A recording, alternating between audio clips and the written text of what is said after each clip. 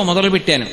ఉపాసన పరంగా శివుణ్ణి ఆహ్వానం చేసేటప్పుడు నందిర్భృంగిరిట వీరక వీరభద్ర చండీశ్వర ప్రబల ముఖ్య మహాగణిభ్య అని పిలుస్తారు.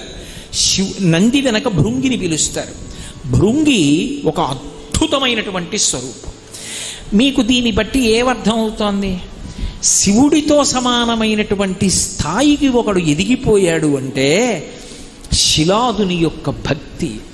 పరమశివుడు భక్తికి ఎంత వశపడిపోతాడో, పరమశివుడు ఇవ్వలేనిదన్నది లోకంలో ఏదీ లేదు. దీన్ని నిరూపించినటువంటి గాథ నందీశ్వరుని యొక్క వృత్తాంతం.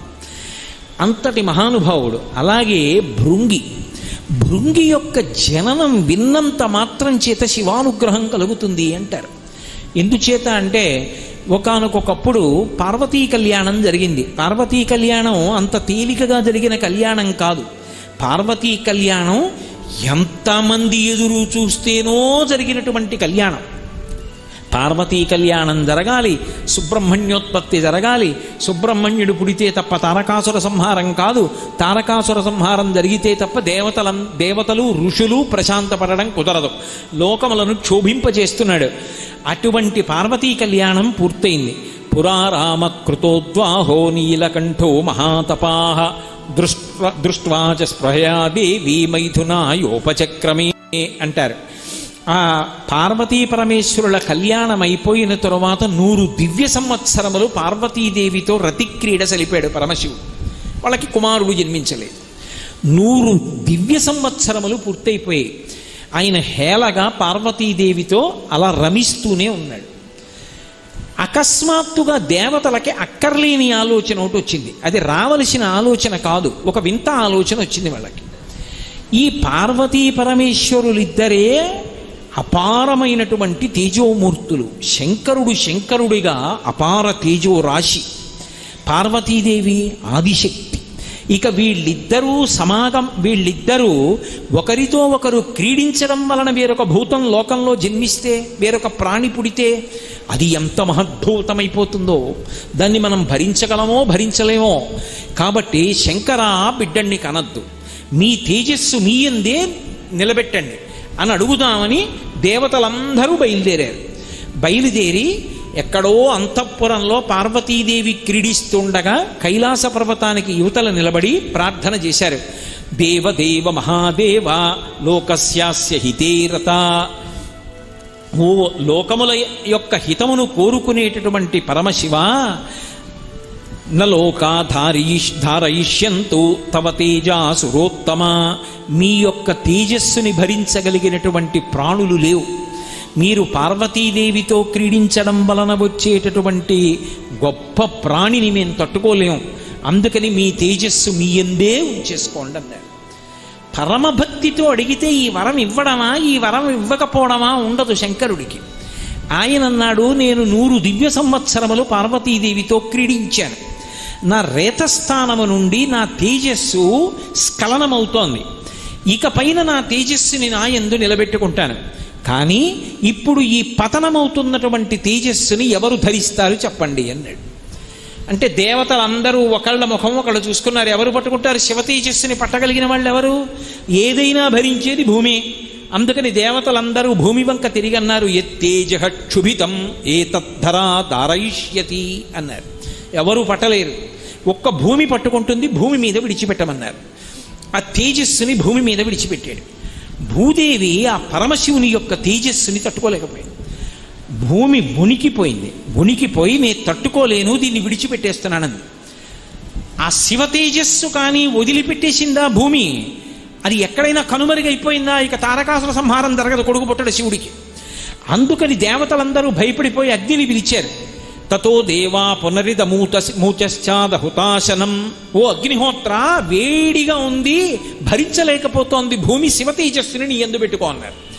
అగ్ని ఆ తేజస్సుని తనలోకి తీసుకుని తన యందు నిక్షిప్తం చేసుకున్నాడు. సరే, కుమార సంభవ గాథ అనేక మలుపులు తిరుగుతుంది. ఇప్పుడు సుబ్రహ్మణ్యోత్పత్తి చెప్పట్లేదుగా నేను. ఇలా స్ఖలనమైనటువంటి శివ తేజస్సు అంతా కూడా అగ్నిహోత్రుల్లోకి వెళ్ళిపోయింది. గాలికి చెదిరి 2 బిందువులు మాత్రం గిరిప్రస్థము అనబడేటటువంటి పర్వతం మీద పడ్డాయి. ఆ 2 బిందువులు వెళ్ళి గిరిప్రస్థము అన్న పర్వతం మీద పడినప్పుడు అది శివుని యొక్క తేజస్సు. ఆ భూమి సంబంధం కదూ పర్వతం అంటే, భూధరములు అంటారు పర్వతాల్ని. పడేటప్పటికి అందులోంచి 2 పిల్లలు పుట్టారు. ఇప్పుడు వాళ్ళకి ఎవరు పేరు పెట్టాలి? వాళ్ళిద్దరే ఏం చెయ్యాలి అన్న అనుమానం వచ్చింది. వెంటనే బ్రహ్మలోకం నుంచి చతుర్ముఖ బ్రహ్మగారు పరిగెత్తుకొచ్చాడు. వీళ్ళు సామాన్యులు కారు, పరమశివుని యొక్క తేజస్సు వలన జన్మించిన వారు, కారణ జన్ములు. అందుకని ఈ పిల్లవాడికి భృంగి అని పేరు పెడుతున్నాను.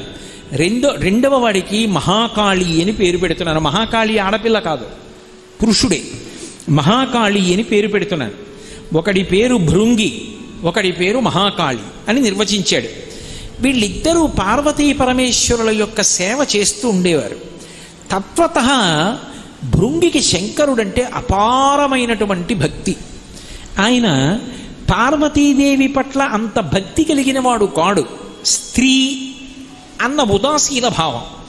పైగా నేను జన్మించడంలో స్త్రీ సంపర్కం ఏమీ లేదు. అందుకే ఆయన పార్వతీదేవికి నమస్కారం చేసేవాడు కాదు. శంకరుడు కూర్చుని ఉంటే వెళ్ళి ప్రదక్షిణం చేసి నమస్కారం చేసి వెళ్ళిపోతాడు. ఒకప్పుడు పార్వతీదేవి చూసింది, ఏమిట్రా ఈ ఉద్ధతి ఎన్నడూ నాకు ప్రదక్షిణం చేయడు, ఎన్నడూ నాకు నమస్కారం చేయడు, ఒక్క శంకరుడికి నమస్కారం చేస్తాడు వెళ్ళిపోతాడు నేను లేకుండా చూసి, ఏమిటి ఇతనికి ఇలా ఈ విధేయతారాహిత్యం అని శంకరుణ్ణి అడిగింది. ఆయన అన్నాడు, నువ్వు ఒకటి నేనొకటినా? పిల్లలందరూ ఒకలా ఉంటారా? ఒక్కొక్కడికి ఒక్కొక్క ఆలోచన. పోనీ పార్వతి. ఆవిడ సర్దుకోలేకపోయింది. ఒకరోజు భృంగి శంకరుడు ఒక్కడే ఉన్నాడని ప్రదక్షిణానికి వచ్చాడు. ఏం చేస్తాడో చూద్దామని అమ్మవారు తటాలున వచ్చి అయ్యవారి యొక్క వామార్థ భాగంలో చేరిపోయి అర్ధనారీశ్వర స్వరూపంగా కూర్చుంది. ఆయన సగభాగంలో పార్వతీదేవి వచ్చింది. భృంగి గబగబా దగ్గరికి వచ్చి చూశాడు. ఎలా ప్రదక్షిణం? ఎటు తిరిగినా పార్వతీదేవి వస్తుంది. నమస్కారం ఎలా? ఎడం పక్క పాదం పార్వతీదేవి, కుడిపక్క పాదం పరమశివుడు. తల పెడితే ఎలా? ఇద్దరికీ పెట్టాలి. ఆయన అఘాయిత్యం అటువంటిది. ఆయన ఒక్క శంకరుడికే చేస్తాడు నమస్కారం. అందుకని ఆయన ఒకసారి తేరిపారి చూసి ఎలా ప్రదక్షిణం చెయ్యాలని ఆలోచించాడు. భృంగ రూపాన్ని పొందాడు. నా పేరు భృంగి కదూ అని ఒక తుమ్మెద రూపాన్ని పొందాడు. ఓ కందిరీక రూపాన్ని పొంది పార్వతీదేవికి పరమశివుడికి మధ్యలో కన్నం పెట్టి తొలిచేసి ప్రదక్షిణం చేశాడు. ప్రదక్షిణం చేస్తే అమ్మవారికి ఆగ్రహం వచ్చింది. ప్రదక్షిణం చేసి అయ్యకాలికి నమస్కారం చేసి నించున్నాడు. భృంగి ధూర్తతనం. అర్ధనారీశ్వర స్వరూపంగా మేము కూర్చుంటే నాకెక్కడ ప్రదక్షిణం చేయవలసి వస్తుందో అని కందిరూగ రూపంలో తొలిచి ప్రదక్షిణం చేశావు. నీ అయ్య క్షమిస్తాడేమో, నేను ఈ అవిధేయత క్షమించను. నేను లేనప్పుడు వచ్చి ప్రదక్షిణాలు చేస్తున్నావు కదూ, నీ 2 కాళ్ళకి శక్తిని ఉపసంహారం చేశాను, పడిపోనేల మీద. అంతే. ఆయన 2 కాళ్ళకి శక్తి ఉపసంహారం అయిపోయింది, ఆవిడ ఆదిశక్తి. వెంటనే ఆయన నేల మీద పడిపోతున్నాడు. శంకరుడు చూసి అన్నాడు, పార్వతి తీసేస్తే నేను శక్తినిస్తే బాగుండదు, కాబట్టి భృంగి నీకు 3వ కాలు ఇస్తున్నాను ఊంచుకో. భృంగికి 3వ కాలు పుట్టింది. ఆ 3వ కాలుతో ఊంచుకున్నాడు. అసలు భృంగి యొక్క యథార్థ రూపాన్ని మీరు చూడాలి అంటే 3 చోట్ల కనపడుతుంది. కంచిలో ఏకాంబరేశ్వర దేవాలయం ఎదురుగుండా భృంగి మంటపం ఉంటుంది, అక్కడ కనపడుతుంది. 2 శృంగేరిలో విద్యాశంకర దేవాలయం ఉంది, అపురూపమైనటువంటి శిల్పాలు. ఆ విద్యాశంకర దేవాలయం మీద భృంగి స్వరూపం చెక్కబడి ఉంటుంది. 3 ఈ రెండిటిని మించిపోయిన అద్భుత స్వరూపం. అసలు నిజంగా ఆంధ్రదేశంలో లేపాక్షిని రక్షించుకోకపోతే భావితరాలకి మనం కృతజ్ఞులమై నిలబడవలసి ఉంటుంది. వీరభద్ర మంటపంలో భృంగీశ్వరుడు ఉన్నాడు, తాండవమూర్తిగా ఉంటాడు. అక్కడ 3వ కాలుతో ఉంటాడు, స్ఫుటంగా ఉంటాడు, వానరముఖంతో ఉండి నృత్యం చేస్తూ ఉంటాడు. అదిగో ఆ భృంగి స్వరూపానికి పరమశివుడు 3వ కాలు అనుగ్రహించాడు. ఆ 3వ కాలు మీద ఊంచుకుంటాడు. అందుకే భృంగి పరమశివుడి దగ్గరికి రావక్కర్లేదు. పరమశివుడికి ఆయన అంటే ఎంత ప్రీతి అంటే పరమశివుడే ఆయన దగ్గరికి వెడుతూ ఉంటాడు. అందుకే మీరు ఎప్పుడైనా చూడండి, అమ్మవారి దేవాలయాల్లో శుక్రవారం మంటపం ఇలాంటివి ఉంటాయి. ఆ మంటపాల్లోకి అమ్మవారి ఎడుతూ ఉంటుంది. బాగా ప్రాచీనమైన శివాలయం అనుకోండి, భృంగి మంటపం ఉంటుంది. అది ఎక్కడ ఉంటుంది అంటే గుడికి బాగా దూరంగా రాజద్వారం కూడా దాటిపోయిన తర్వాత ఉంటుంది భృంగి మంటపం. శంకరుడు ప్రత్యేకంగా శిబిక నదిరోహించి పల్లకి ఎక్కి బయలుదేరి వెడుతూ ఉంటాడు. వెళ్ళి భృంగి మంటపంలోకి వెళ్ళి పల్లకి దింపుతారు. పార్వతీదేవితో కలిసి కూర్చుంటాడు. నీకు పట్టింపు ఏమిటి పార్వతి, నాకు నమస్కారం చేస్తే నీకు కాదా, ఇక మనసులో పెట్టుకోకు, 3వ కాలు ఇచ్చానా అయిపోయిందిరా అంటాడు. అమ్మవారు కూడా వస్తుంది. ఇద్దరూ కలిసి భృంగి మంటపానికి ఎడతారు. వెళ్ళి భృంగి మంటపంలో శంకరుడు కూర్చొని వస్తాడు. మీరు ఇప్పటికీ ఆ తమాషా చూడాలంటే కాంచీపురంలో ఏకాంబరేశ్వర దేవాలయం దగ్గర చూడాలి.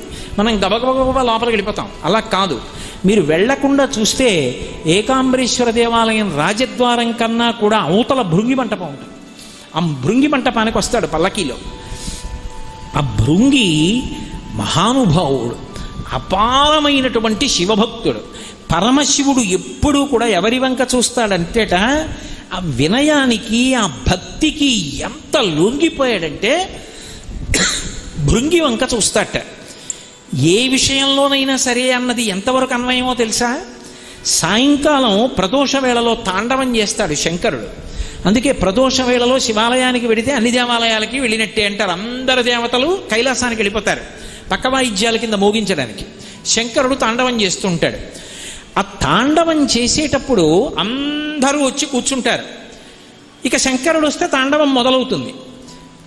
అందరూ వచ్చినా శంకరుడే వచ్చినా మొదలు పెట్టట. ఎవరికి కూడా మీరు మొదలు పెట్టండి ఇంకా అని ఎవరంటారు? ఎవరనరు. బెత్తం పట్టుకుని వస్తాట భృంగి. పట్టుకుని వచ్చి గాలిలోకి ఎత్తి అంటాడు. భృంగి బెత్తం ఎత్తి ఇలా అంటే శంకరుడు తాండవం మొదలెడతాడు. తాండవం చేసి చేసి చేసి చేసి అలా చూస్తాట భృంగి చాలాసేపు.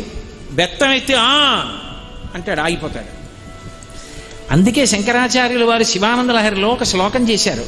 భృంగీచ్ఛా నటనోత్కట కరిమదగ్రాహీ స్ఫురన్మాధవాహ్లాదో నాదయుతో మహాసితవభు పంచేషు నాచాదృత సత్పక్ష సుమనోవనేషు సపునః సాక్షాన్మదీయే మనో రాజీవే భ్రమరాధిపో విహరతాం శ్రీశైలవాసీ విభు అంటారు. భృంగీచ్ఛా నటనోత్కట. ఉత్కట అంటే నాట్యం చేద్దామని వస్తాట. కానీ ఎవరు చెప్పాలి? భృంగీచ్ఛా, భృంగి చెప్పాలి. అంటే మొదలెడతాడు. ఆయన అంటే ఆగిపోవాలి. నాకు ఉన్నారు ఒక ఆయన భృంగి, గోపాలకృష్ణ గారని. ఆయన గట్టిగా చూస్తే అమ్మ బాబోయ్ ఈయన ఇంకా చెప్తే ఎందుకు అంతసేపు మాట్లాడతారు గురువు గారని బెడలిపోతారంటారేమో అని ఆప్ చేస్తుంటాను నేను. ప్రేమ చేత ఆయన స్థానం సంపాదించుకున్నారు. భృంగి శంకరుణ్ణి అనుగమించి అనుగమించి భక్తితో అంత స్థానాన్ని సంపాదించుకున్నాడు. శంకరుడు ఎంత లొంగిపోతాడు, సమస్త జగత్తులను శాసించగలిగిన వాడు భృంగి బెత్తం పట్టుకుంటే నాట్యం చేయడం ఏమిటి, భృంగి అంటే ఆగడం ఏమిటండి? అంటే తన భక్తులకు అంత వశపడిపోతాడు ఆయన. అందుకే పరమదయాళు, ఆయనని మించినటువంటి కరుణామూర్తి లోకంలో కనపడడు. అటువంటి శంకరుడు కారుణ్యామృతవర్షిణం ఘన విపద్గ్రీష్మచ్చిదాకర్మటం విద్యాసస్య ఫలోదయాయ సుమనః సంసేవ్యమిచ్ఛాకృతిం నృత్యన్ భక్తమయూరమద్రినిలయం చించజ్జటామండలం శంభో వాంఛతి నీలకందర సదా త్వం మే మనశ్చాతకః అంటారు శంకరులు. కారుణ్యామృతవర్షిణం, కరుణని వర్షించేస్తుంటాడు. అలా అంతటి దయామూర్తి తండ్రి కదూ. కాబట్టి ఆ భృంగి యొక్క శాసనానికి వశపడతాడు. భృంగి అందరికీ దర్శనమిస్తాడు. ఎక్కడో తెలుసా? కాశీపట్టణంలో కనపడతాడట భృంగి. కాశీపట్టణంలో చీమ కానివ్వండి, దోమ కానివ్వండి, మనిషి కానివ్వండి, ఇంకొకటి కానివ్వండి, ఆఖరణ ప్రాణోత్క్రమణం అయిపోతుంటే శరీరం విడిచిపెట్టేసే ముందు ఒక్కసారి భృంగి కూడా కనపడతాడు. శివ పరివారంలో వస్తాట.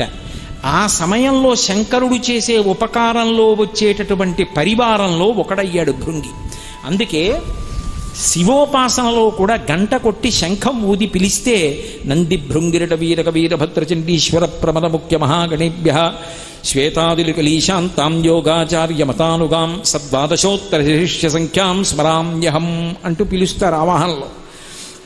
అటువంటి భృంగి కాశీపట్టణంలో ఎవరైనా ప్రాణం పోతున్నప్పుడు మొట్టమొదట పార్వతీదేవి వస్తుందట.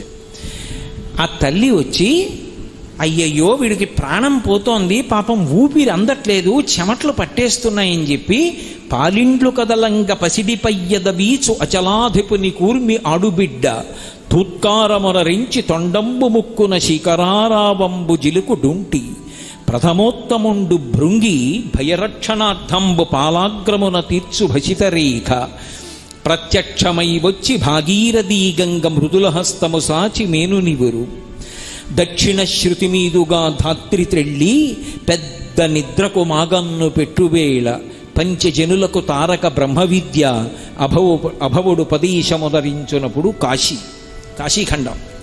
ఇందులో పాలిండ్లు కదలంగ పసిడిపయ్యద వీచు అచలాధిపుని కూర్మి ఆడుబిడ్డ. కాశీపట్టణంలో ప్రాణోత్క్రమణం అవుతుంటే నేనే వచ్చి తారకనామాన్ని చెవిలో చెప్తాను అని పరమశివుడు ప్రతిజ్ఞ చేశాడు కనుక, ఆయన శాసనం నిలబడాలి కనుక ఊపిరి అందక కొట్టుకుంటుంటే పార్వతీదేవి వచ్చి దగ్గర కూర్చుని విసినికర్ర పెట్టి విసరడం కాదురా, మా ఆయన అనుగ్రహాన్ని వీడు పొందుతున్నవాడని తన పవిట కొంగు తీసి విసురుతుందిట. కాబట్టి పాలిండ్లు కదలంగ పసిడిపయ్యద వీచు అచలాధిపుని కూర్మి ఆడుబిడ్డ తూత్కారమునరించి తొండంబు ముక్కున శిఖరారావంబు జిలుకు డుంటి గణపతి వచ్చి, డుంటి గణపతి అని ఎందుకంటారంటే కాశీలో డుంటి గణపతి ఎడమ వైపుకి తొండం తిరిగి ఉంటుంది. ఆయన యొక్క ఈ కంఠం మీద చంద్రబింబం ఉంటుంది. ఆ రెండు లక్షణముల చేత డుంటి గణపతి అని పిలుస్తారు కాశీలో గణపతిని. ఆ డుంటి గణపతి వచ్చి వాడికి ఊపిరి అందకపోతే ఆ తొండం చివర చల్లగా ఉంటుంది, అది ముక్కు దగ్గర పెట్టి తగల్చి ఊపిరిలు ఊత్తట్ట, ఊది పీల్చు మా నాన్నగారు వస్తున్నారంటట్ట. తూత్కారమునరించి తొండంబు ముక్కున శిఖరారావంబు జిలుకు డుంటి. అలాగే మహానుభావుడైనటువంటి భృంగి అప్పుడు వస్తాట, వచ్చి నీకేమి భయం లేదురా అని చెప్పి భృంగి పాలాగ్రమున తీర్చు భసితరేఖ ఆ విభూతి పట్టుకొచ్చి ఆ ప్రాణం పోయేటటువంటి భక్తుడికి లలాటం మీద నుదిటి మీద 3 రేఖలు విభూతి రేఖలు పెడతాట భృంగి. అప్పుడు ప్రత్యక్షమై వచ్చి భాగీరథీ గంగ మృదుల హస్తము సాచి మేనునివురు. చల్లని తల్లి కదూ ఆ గంగమ్మ వచ్చి చల్లగా ఒళ్ళు నిమురుతుంది. దక్షిణ శృతి మీదుగా ధాత్రి త్రెళ్ళి పెద్ద నిద్రకు మాగన్ను పెట్టువేళ. అబ్బబ్బబ్బా ఏమి మాట అండదు అసలు. మాగన్ను పెడుతున్నాడు అంటారు. నిద్రపోయేటప్పుడు అంటూ ఉంటాడు, జారిపోతూ ఉంటాడు, కానీ రేపు లేస్తాడు. ఇది పెద్ద నిద్ర, ఇక లేవడు. మృత్యువు ఒడిలోకి వెళ్ళిపోతుంటే దక్షిణ శృతి మీదుగా ధాత్రి తెళ్ళి, కాశీలో చచ్చిపోయేవాడికి కుడి చెవి పైకి వస్తుందిట. ఎందుకంటే గంటలు మోగుతుండగా సుగంధిం పుష్టివర్ధనం మంచి సువాసనలు విదజిమ్ముతూ పరమశివుడు వస్తాట. వచ్చి కూర్చుని ఆయన వంగి వాడి కుడి చెవిలో తారక మంత్రం చెప్తాడు. ఆ తారక మంత్రం చెప్తే ఆ తారక మంత్రాన్ని వింటూ పరమశివుణ్ణి చూస్తూ ఆయన పరివారాన్ని చూస్తూ వాడు శివుడిలో ఐక్యమైపోతాడు. కాబట్టి